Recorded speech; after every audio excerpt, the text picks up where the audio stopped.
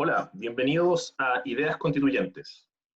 Llevamos ya un buen tiempo discutiendo si cambiar o no la Constitución, si eso es una buena idea o no, y esa discusión ya está zanjada. Ayer, en un plebiscito impresionante a nivel de resultados, el 25 de octubre de 2020, decidimos conjuntamente cambiar nuestra Constitución. Lo que toca ahora es discutir ideas sobre la nueva Constitución, discutir qué es la Constitución que queremos. En este canal discutiremos ideas constituyentes, es decir, ideas por una nueva constitución. Y la primera idea que discutiremos, que va a estar destinada básicamente, va a ser el objeto de una serie de conversaciones, es decir, la primera parte de este canal, es la idea de instalar en Chile un mecanismo de democracia directa como complemento al sistema de democracia representativa. Para discutir esta idea, comenzaremos conversando con Norbert Bilbeni. Norbert es el líder de una organización llamada Vinculante, que tiene como objetivo principal precisamente eh, persuadirnos de lo importante que es establecer en la nueva Constitución un mecanismo de democracia directa. Hola, Norbert. Hola, hola. Lo único que te diría, sí, líder no sé, sí, soy parte de los co-creadores. No, Okay, no tenemos una estructura como establecida, pero todavía, pero sí, parte. perfecto. Bueno, cuéntame un poco qué es el mecanismo de democracia directa, algunos ejemplos y por qué sería importante establecer algo así en Chile. Ya, un mecanismo de democracia directa, mira, hay muchos mecanismos de democracia directa en el mundo, incluyendo en Chile. En Chile tenemos uno para cosas municipales, pero el mecanismo suizo o el set de mecanismos suizos que tienen los suizos hace como 100 años, es el más robusto y le da mucho poder a la ciudadanía. La definición fundamental es básicamente, o la manera en que opera fundamentalmente es un derecho constitucional que sirve para juntar firmas, cualquier ciudadano puede juntar firmas, y si uno junta determinado número de firmas, puede vetar una ley que está por aprobarse en el Congreso, por ejemplo, o hacer una propuesta. Puede ser, por ejemplo, subir la pensión mínima a 200.000 mensual.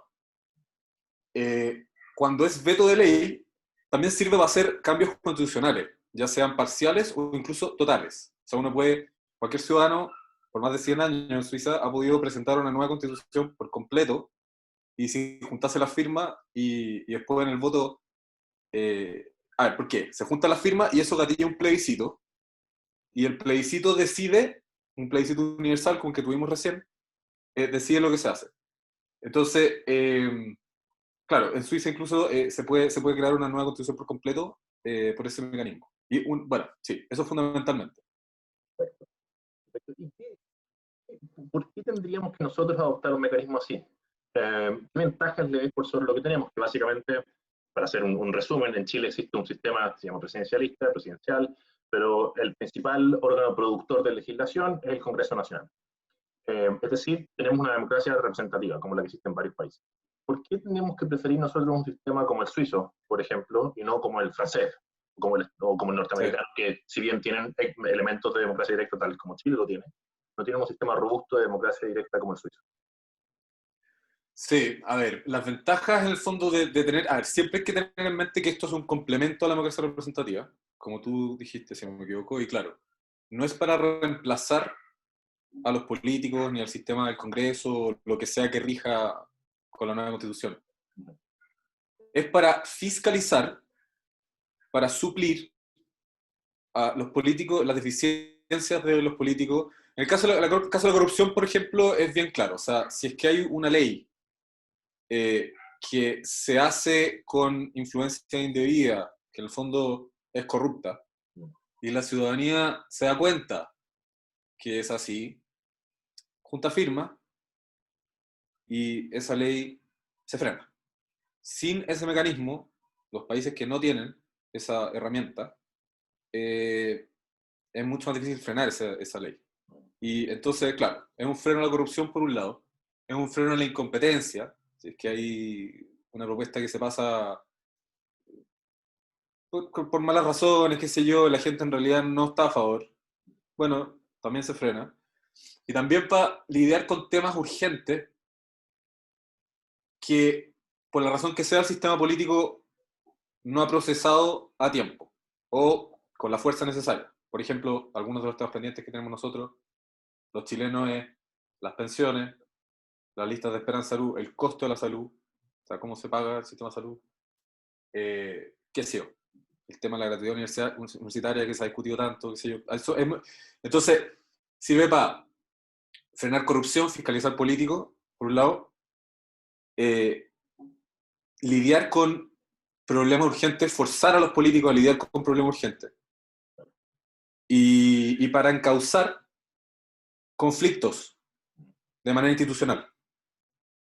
Es importante sí destacar que cuando hay una propuesta ciudadana, el día del voto, si es que se juntan las suficientes firmas, y si es que en el proceso de negociación que hay entre los políticos y la gente que junta las firmas, antes del plebiscito, no se llega a un acuerdo entre ellos que los deja satisfechos, y se llega un día a la votación, porque no siempre se llega un día a la votación, a veces no es necesario. En la papeleta está la propuesta de la ciudadanía, la contrapropuesta de los políticos y el rechazo. Perfecto.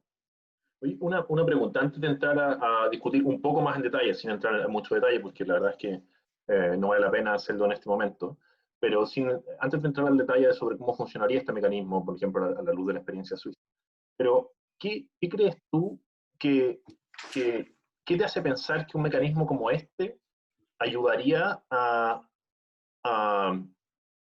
a resolver los problemas que la ciudadanía constata como los principales problemas de Chile? Por ejemplo, por una parte con una lista, pensiones, reforma de salud, reducción de la corrupción. Pareciera ser, corrígeme si estoy equivocado, que detrás de la propuesta de ustedes, vinculante, está la idea de que la mejor forma de alcanzar, de lograr resolver esos problemas a través de un cambio en el mecanismo, es decir, en la forma en que resolvemos esos problemas. ¿Es algo así más o menos lo que tienen en mente? ¿Crees tú que va por ahí la respuesta de por qué es importante este mecanismo y no directamente discutir si es importante? O sea, puede ser adicionalmente discutir importantes temas a nivel constitucional incluso, sobre pensiones, salud y todo, pero ¿por qué crees que es tan importante lograr un acuerdo en este mecanismo, dependiente de las discusiones sustantivas? Sí, o sea, ¿por qué es tan importante que esto esté en la Constitución en oposición, o no sé si en oposición, pero por sobre muchas otras cosas, o quizás casi cualquier otra cosa? Sí. Yo creo que sí, creo eso. ¿Y por qué? Porque, por un lado, las cosas que están realmente en discusión probablemente no son tantas como las que se imaginan algunos de nuestros compatriotas. Por ejemplo, hay algunos que imaginan que el derecho a la propiedad va a estar en discusión. Yo creo que no hay ninguna posibilidad, por los 2/3, de que una cosa como esta esté en discusión. Entonces, cuando nos reducimos a esos 2/3 y a las cosas que realmente en concreto podrían estar en discusión, tomando en cuenta que el sistema de elección de los constituyentes va a ser el mismo que el del Congreso. O sea que muy probablemente la gente va a ser parecida y que las ideas, por ende, van a ser parecidas a las que hay hoy día en el Congreso. Bueno, quedamos reducidos a qué cosas podemos aprobar con 2/3 que hagan un cambio sustantivo en oposición a meramente lírico en la Constitución. O sea, qué cosas podemos escribir en ese texto de forma tal que en los años y décadas que vengan, y sobre todo décadas, el devenir del país sea distinto y mejor, y no sea solamente un champañazo de celebrar palabras bonitas en un texto que al final no nos saben ejecutar. Y estoy pensando en específico en algunas de las propuestas quizás de derechos sociales o económicos y qué sé yo, que si se puede avanzar por el lado que se avance bien, pero en muchos casos es difícil ejecutar, es difícil que escribir, por ejemplo, tener una salud digna para todos o una cosa así, lleve a un cambio concreto en la vida de todos nosotros. En cambio, este mecanismo es un cambio concreto y se puede usar concretamente, va a ser propuestas concretas en los próximos años y décadas para así cambiar cosas como sistema de salud, sistema de pensión, y cualquier otra cosa que nos parezca conveniente no solo ahora, no solo para salir de esta crisis, sino que para afrontar de manera pacífica cualquier crisis que tengamos en 30, 70, 120 años. Me interesa mucho la idea y creo que es importante destacar que esto es una opinión, obviamente está sujeto a discusión, no sé si tú lo compartes también, pero en gran parte la crisis que vive Chile es un ejemplo agudizado por otros factores que podemos discutir de una crisis de legitimidad que existe en muchas democracias occidentales. Podríamos nombrar el Reino Unido, Estados Unidos, etcétera, donde hay por parte de la población una desconexión, una sensación de desconexión tremenda con respecto a la clase gobernante, es decir, a los políticos, a la gente encargada de la gestión del Estado. Entonces, en algún sentido, es una crisis de la democracia representativa y quizás esa es la forma más correcta de interpretar el amplio voto del apruebo, más que una aprobación de programas políticos particulares, es un desapruebo de la forma en que nos estamos gobernando. Y quizás eso va, sin duda, contribuye que esto sea una constitución creada en dictadura, etcétera, pero es también, quizás incluso con más fuerza, una crítica al sistema de representación. Y eso contribuiría a explicar que esta crisis que está viendo, esta crisis de legitimidad, no, o sea, Chile es un ejemplo, pero o sea, darse una vuelta en el mundo y ver que otros países también están viendo así. ¿Tú crees que tiene que haber explicaciones correctas? Sí, totalmente. O sea, yo creo que es un problema de Occidente en general. Tenemos que acordarnos que la democracia, a grandes rasgos, es un invento bien nuevo. Sí. Y algo que hay que cuidar, en el fondo, los que queramos cuidarlo. Y si ahora es necesario hacer un cambio para darle más poder a una ciudadanía más informada, más despierta quizás, o quizás no, quizás igual de siempre, uno no sabe. Hay que ver, o sea, la inmovilidad a veces lleva a la ruina. Y personalmente, claro, yo creo que si no nos movemos a sistemas más directos de democracia en complemento con los sistemas representativos, no solo en Chile, sino que en el resto del mundo, va a ser difícil salir de algunos de los problemas que tenemos. Sí, diría, como levantaste el tema de la legitimidad y no lo había mencionado, eso es fundamental y es una de las grandes gracias del mecanismo de democracia directa. Si uno tiene un mecanismo robusto de democracia directa, o sea, que genuinamente le da poder a la población, que no es como un decorativo, es lo que...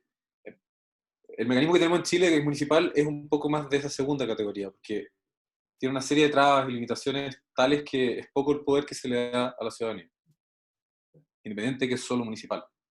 No es coincidencia, entonces, perdón que te interrumpa, no es coincidencia Sí, que países como Suiza o Uruguay sean respectivamente los más estables de su región.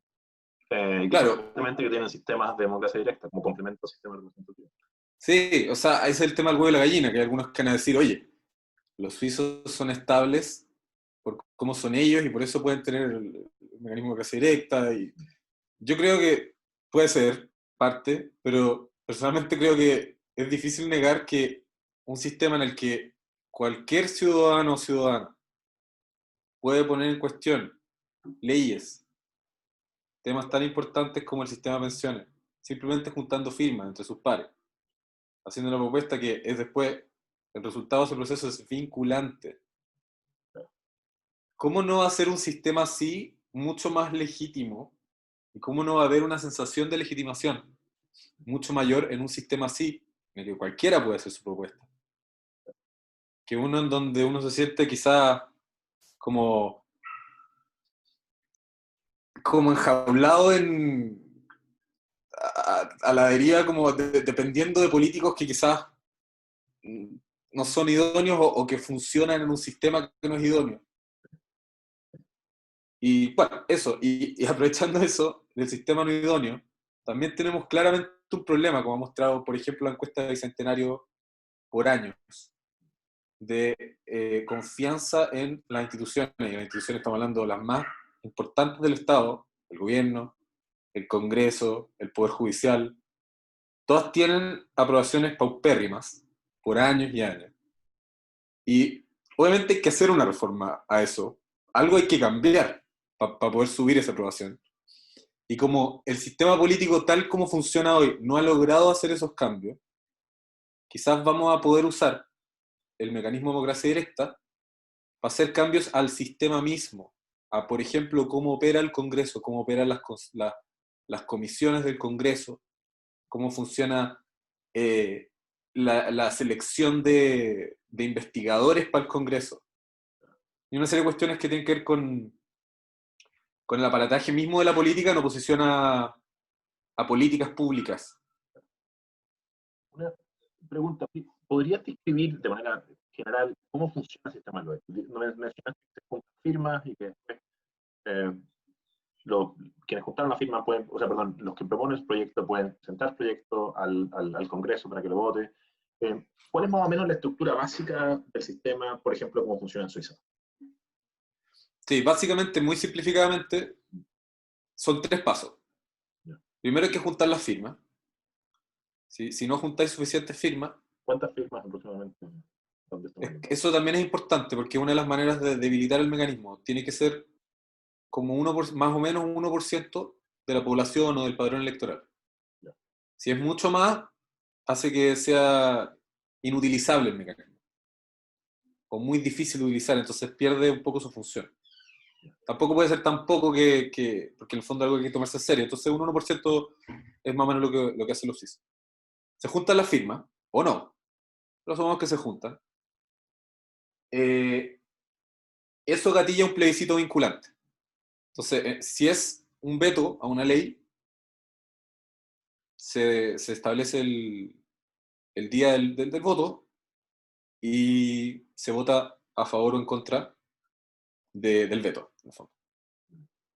Y eso es básicamente, o sea, no tiene mucha complicación. De hecho, son básicamente 2 pasos en esa versión. En la versión que de propuesta, en vez de veto, saben que la ciudadanía dice, queremos agregar esto o modificar esto, no solamente frenar esto.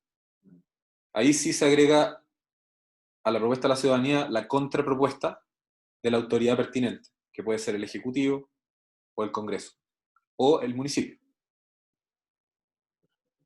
Y ahora, pasando un poco más a los méritos de la propuesta. Eh, una objeción natural que surge, que yo creo que ustedes que la han discutido harto y ya, bueno, una objeción familiar, es la objeción de la inestabilidad que generaría el sistema. O sea, si es que estamos cambiando todo el tiempo las leyes, revocándolas, proponiendo nuevas leyes, no se puede vivir una vida predecible. Mientras que Sí, un sistema representativo daría mayor estabilidad y por tanto menos sí, cambio, más predictibilidad. ¿Es eso cierto? ¿Cómo responden ustedes a esa objeción?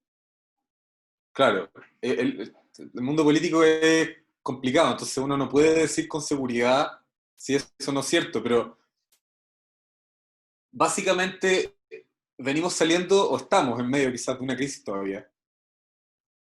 Y yo haría la pregunta, ¿creemos que si hubiésemos tenido un mecanismo de democracia directa, o por ejemplo introducir cambios al sistema de pensiones, que era lo que cuando se le preguntaba a la gente en la calle en octubre del año pasado, ¿por qué estaban ahí?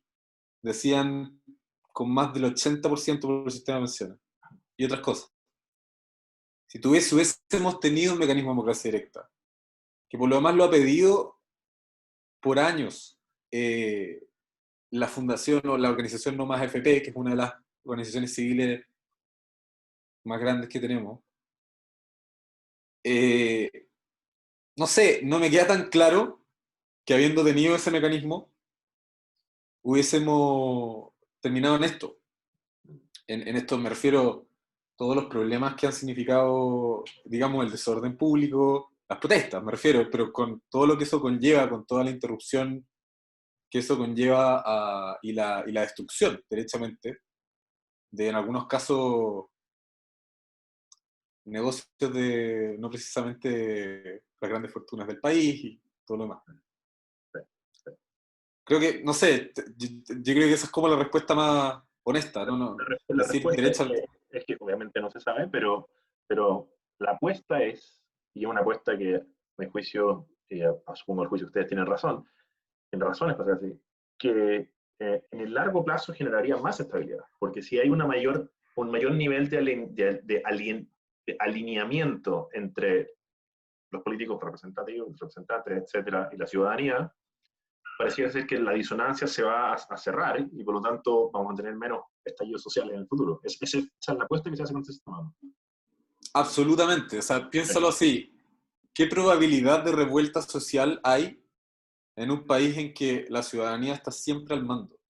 Sí, Hagan lo que hagan sus políticos. sí, claro. Sí. Voy a dar una segunda objeción. Otra objeción que uno escucha harto, viniendo de distintos sectores, es que esto puede llevar a resultados nefastos en términos de la ley que se pase o la ley que se revoque. Te pongo algunos ejemplos, por dar ejemplos de distintos colores políticos. Uno es que, por ejemplo, se instaura la pena de muerte. La abolición de la pena de muerte fue una cuestión, fue un hito significativo en la libertad, en la lucha por libertades civiles, qué sé yo, y esto podría ser un retroceso. O, por dar un ejemplo de otro tinte político, se podría abolir el derecho a propiedad, qué sé yo. ¿Y cómo uno responde a esta objeción? Sí. Ahí déjame retomar lo que mencioné de Noma FP puede ser buen ejemplo también, junto con los que mencionas, porque ellos quieren un sistema de reparto en específico. Y eso no es necesariamente lo que quiere la mayoría de, quizás sí, quizás no, de la ciudadanía. Pero sí estamos claros que queremos pensiones mínimas más altas. Entonces, eso es importante para enfatizar que el diseño del mecanismo de democracia directa es muy importante y tiene una influencia grande en si introduce o al revés reduce el riesgo de populismo. El mecanismo suizo está bien diseñado y es el que aspiramos a emular. Porque además de la propuesta de la ciudadanía, retomemos el ejemplo de las AFP, no más AFP, ponte tú un sistema totalmente de reparto. Tenemos una contrapropuesta de los políticos.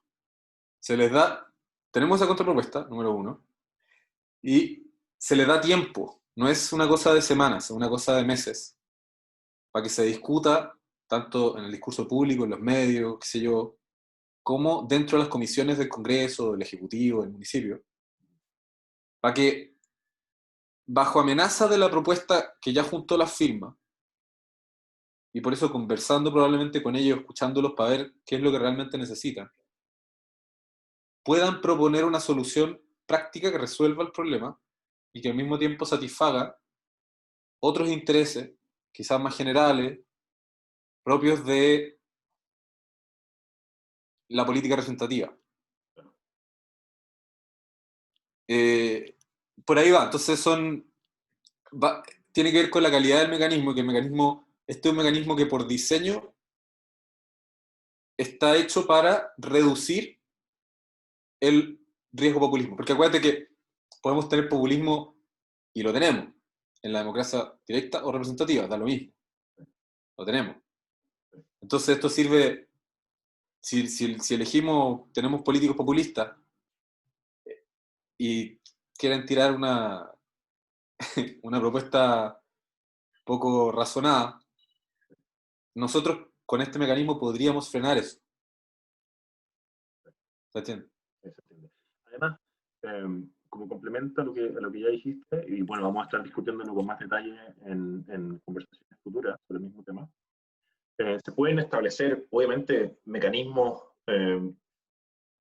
adicionales que podrían, en ciertos casos, ayudarnos a, en primer lugar, hacer una transición gradual a este sistema. No tiene por qué ser de un día para otro, puede ser una transición gradual, ¿cierto? Sí. Sin, obviamente, dilatarla infinitamente, pero hacer una transición gradual, organizada, seria, para acostumbrarnos al sistema, porque toma tiempo acostumbrarse a tener poder también. O sea, la ciudadanía va a tener mucho más poder con esto, que también Sí. acarrea más responsabilidad.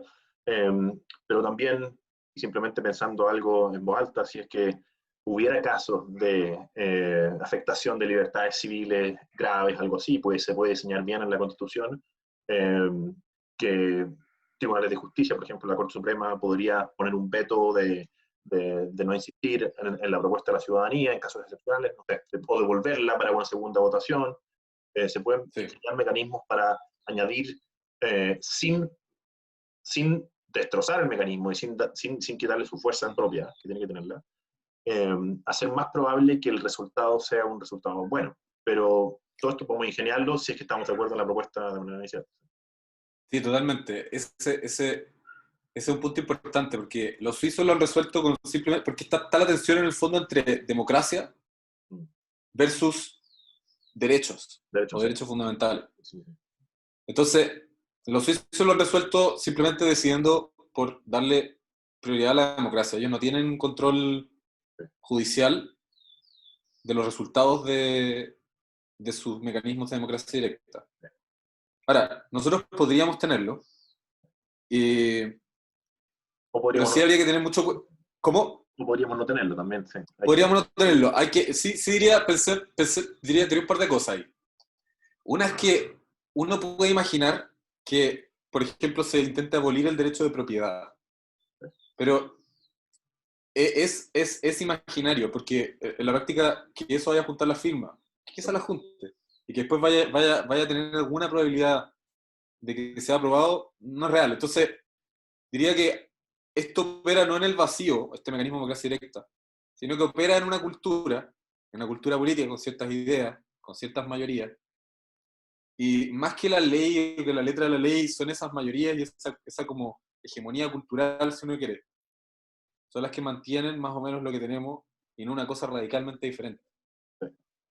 Entonces, por ese lado, no creo que haya grandes riesgos de propuestas demasiado radicales por ese lado. Ahora, ¿cómo?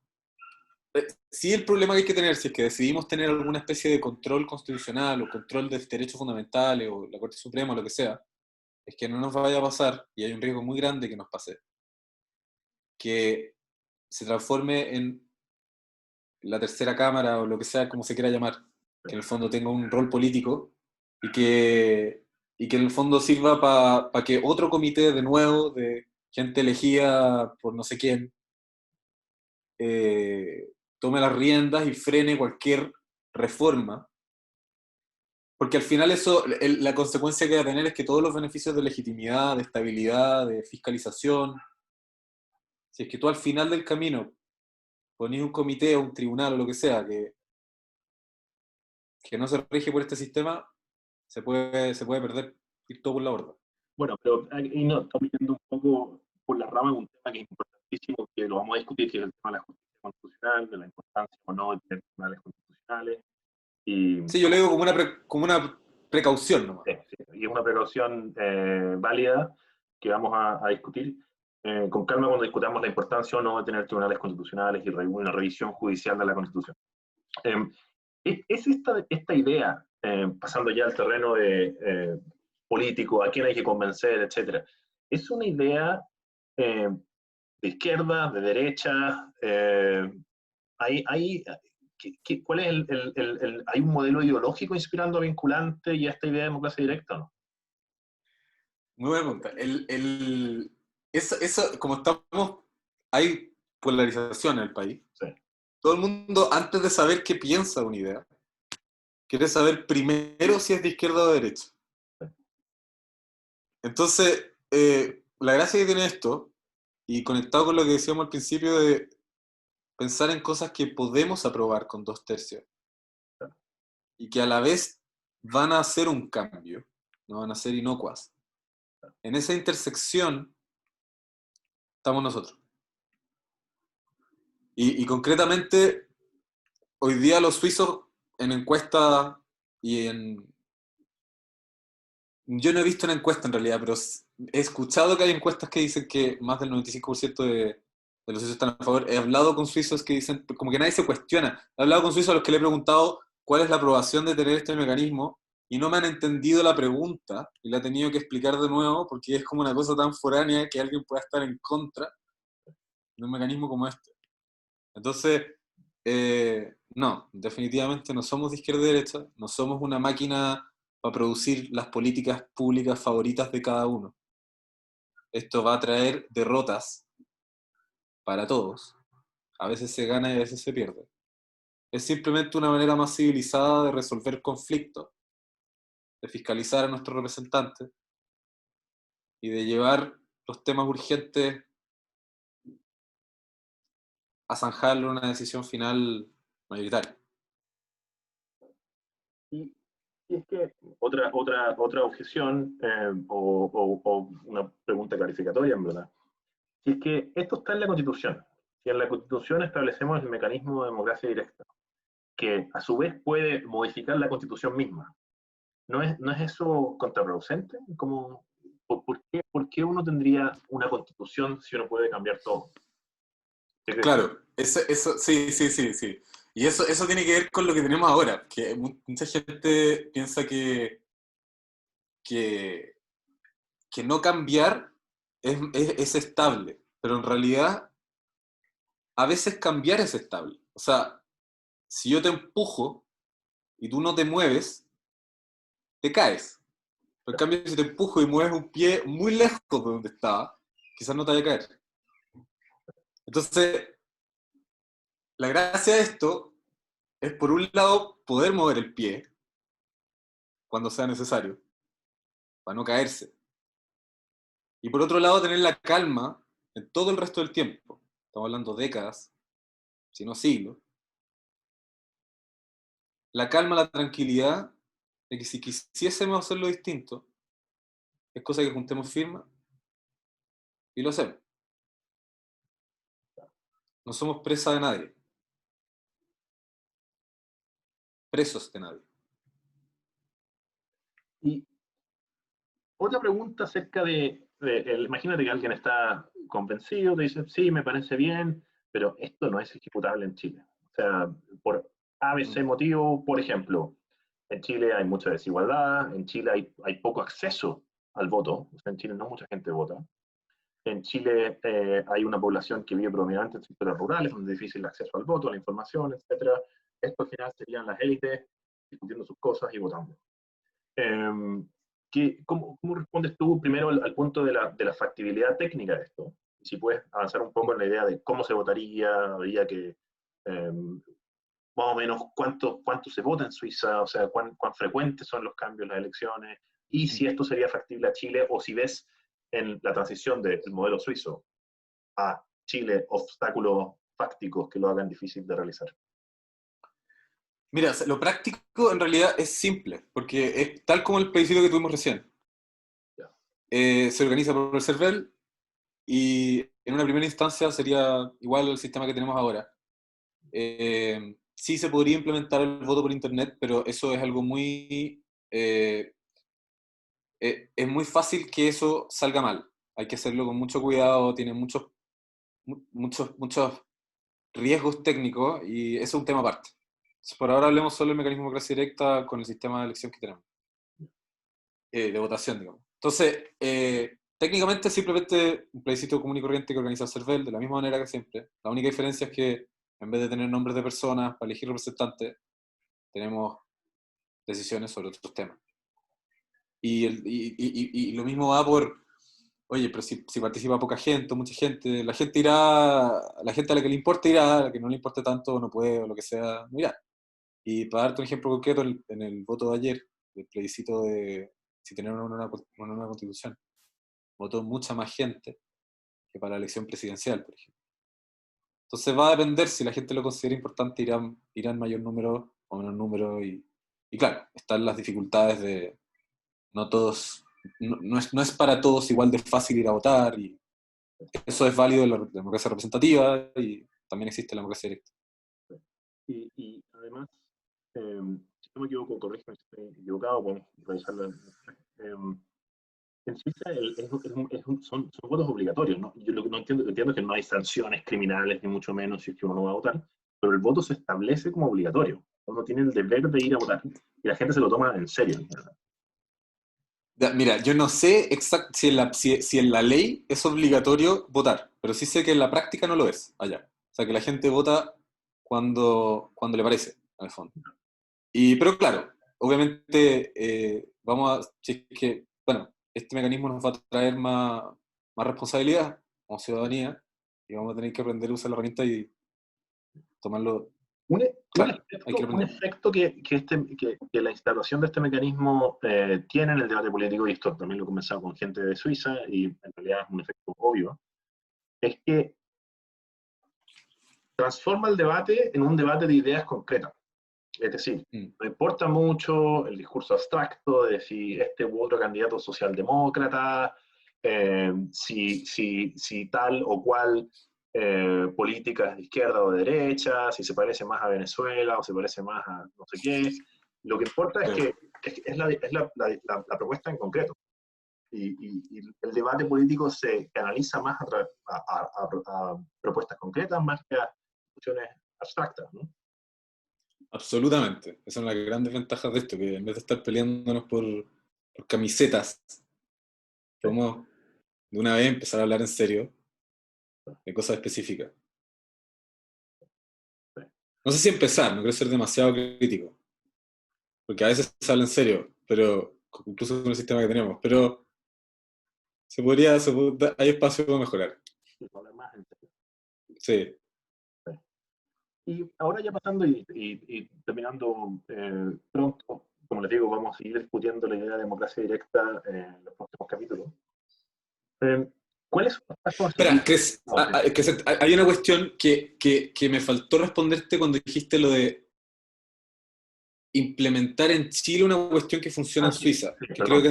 que es relevante porque ¿Ves algunos obstáculos en eh, ese sentido? ¿No? sí, es que hablamos de la parte técnica, pero en realidad el tema cultural es como el más complicado. Ya. Como decir, como, oye, funciona mal allá en Suiza, pero en Chile, Sí, espérate sí, nomás. sí, claro. Claro, y ahí obviamente nadie tiene garantías de nada, porque al final, siendo honesto, todo puede ser, todo puede ser. No hay que, no hay que, hay que aceptar esos riesgos, si es que uno quiere aceptarlo, digamos, hay que afrontarlos. Pero los suizos implementaron esto hace más de 100 años, cuando no tenían ni siquiera educación escolar obligatoria, cuando Suiza era básicamente una colección de pueblos que se dedicaban a producir leche y chocolate. Entonces, siempre hay un riesgo. Eh, Kant, el filósofo, describía a la ilustración como atreverse a pensar por uno mismo, hace más de 200 años, sin la tutela de ninguna autoridad. A eso se refería. Y tenemos que decidir si vamos a dar ese paso o si vamos a preferir quedarnos,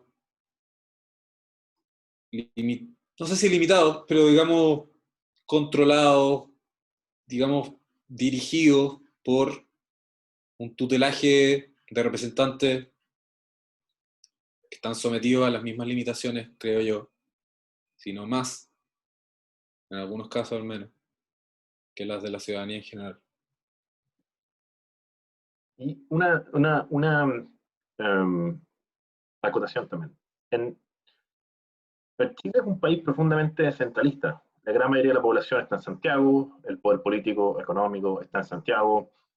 Existe una duda, a mi juicio, razonable, pero yo creo que hay formas de resolverla, de que esto va a ser una aplanadora de Santiago, o sea, que sea la mayoría que se forme, a las regiones. Es decir, se va a votar en Santiago porque ahí está la concentración de la población, para todo el país. ¿Qué formas hay de resolver este problema y qué cosas teníamos pensando? Sí, ahí yo creo que el problema es un problema en su inmensa mayoría totalmente independiente, porque tiene que ver con federalismo versus centralismo y cuántas facultades tiene los territorios, digamos, las regiones, como se quiera llamar, versus el gobierno central. Entonces yo creo que la discusión es fundamentalmente esa. Los suizos incidentalmente tienen un sistema extremadamente federado, que tienen todo muy descentralizado y muchas facultades a nivel comunal, después a nivel regional, después a nivel nacional. Eh, entonces no creo que el mecanismo per se de democracia directa, me refiero, tenga mucho que decir sobre eso, salvo que operaría a todos los niveles, o sea, municipal, regional, nacional, de acuerdo a las atribuciones que tenga de acuerdo a la distribución del poder en la Constitución. O sea, yo tengo mi opinión con respecto a federalismo versus centralismo, pero es un tema independiente. Al final, como dices tú, todo debate que tengamos sobre el sistema político respecto a la nueva constitución, o sea, parlamentarismo, presidencialismo, etcétera, va a ser limitado o no, dependiendo del debate que tengamos sobre la distribución regional del poder. Entonces, en ese sentido, tiene razón que es un debate independiente, de que va a tener impacto, pero tiene igual impacto en todo, cualquier sistema político que se adopte, sea con o sin democracia representativa directa. Exacto. Es que en ese sentido, independiente es como tema perpendicular. Bueno, solo decir que vamos a estar discutiendo el problema de la distribución del poder en la región. Sí. Fundamental. Eso es fundamental. Bueno, hay algo que quisiera señalar en relación para terminar, cómo van a operar organización. La idea es contactar a la gente del proceso involucrada en el proceso constituyente para discutir la idea y pasar algún mensaje a quienes ven este video, así como cómo contribuir a la formación de la idea. Sí, el mensaje es enfático. Escríbanos. Escríbanos. Da lo mismo si conocen o no a nadie, si tienen o no un programa de radio o un canal de televisión. Escriban y conversemos y necesitamos difundir esto. Y si el momento es correcto y es lo que la gran mayoría queremos, que yo creo que es el caso, una vez que se escuche esta idea, se difunda, se deje cantar un poco, vamos a tener un mejor sistema en un par de años y lo vamos a poder usar por décadas, si no siglos. Pero depende de nosotros, de todos nosotros, y me refiero, cuando uno escucha eso, uno tiende a pensar que es otros no uno, pero no, me refiero a, a tú, quien sea que escuche esto. De acuerdo, y vamos a poner ahí en la descripción del video un link a la página web de Vinculante. Vinculante.cl. Una nota final sobre este grupo de conversaciones que vamos a tener. Se ha hecho mucho énfasis cuando discutiendo la cuestión constitucional, y con razón, en la lista de derechos. ¿Qué derechos queremos consagrar? El derecho a la educación, el derecho a un medio ambiente libre de contaminación, el derecho a pensiones dignas, etcétera, etcétera, etcétera. Y esa discusión es importante, pero es importante tener claro que la Constitución, esencialmente y por sobre todo, es la forma en que organizamos el poder político. Es decir, ¿qué mecanismos tenemos para alcanzar esos derechos en realidad? No solamente como un texto consagrado de manera simbólica. Entonces, el foco de estas conversaciones ha sido, va a ser precisamente lo que se llama la parte orgánica de la Constitución, principalmente. ¿Por qué? Porque la parte orgánica es precisamente esto, lo que hemos discutido hoy día. Cómo se toman las decisiones, quién tiene las competencias, etc. Vamos a seguir discutiendo democracia directa en los próximos capítulos. Y muchas gracias, Norbert, por estar Ahí te puedo, perdona que abuse de tu confianza, pero puedo agregar, hay una cosa que además de contáctanos, diría, difundan también la idea, por su cuenta, si les parece buena. Eso agregaría. Eso es muy importante. Perfecto. Y gracias, Crescente, por la entrevista. Estuvo muy agradable. Ya. Nos vemos pronto. Chao. Vale, chao.